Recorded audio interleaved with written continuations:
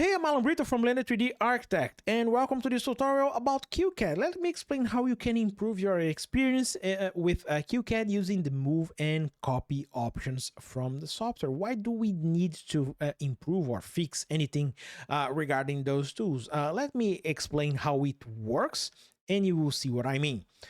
First thing that we need is to locate both tools, and in CAD you will find it on the modify menu. You will see that move and copy, they are the same options. We also have an icon here. The first main difference that you will find if you are coming from AutoCAD or anything that tries to mimic the way AutoCAD works is you have to select something to start a move or copy. You can't start a move or copy with nothing selected. If I click on this block, for instance, you will see that we can now start a move and or a copy action. Start the tool. And if you look on the command line, it will be asking us for our reference point. If I click here and click anywhere to finish my my action, you will see this small menu. This is the main source of complaints regarding CAD. Whenever you have to move or copy something, you need to interact with this small menu. We have three options: delete original, keep original, or multiple copies. If you select the delete original, you'll be making a move. If you keep the original, you'll be making a copy. Every architect that I have the opportunity to talk and explain CAD complains about this menu. Is there a way to fix it? Let me just hit OK here with the delete original option enabled. You will see that we just moved our chair. Again, is there a way to fix it? Yes. Let me show you where it is. If you want to use CAD, this will be quite useful.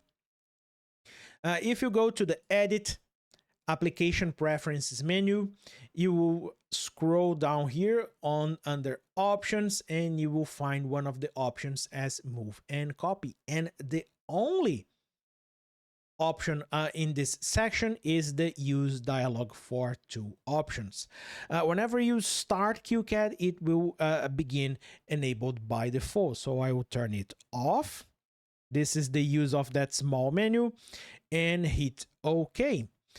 Now, if you select the block and try to move your objects again by enabling the tool, you will see something different.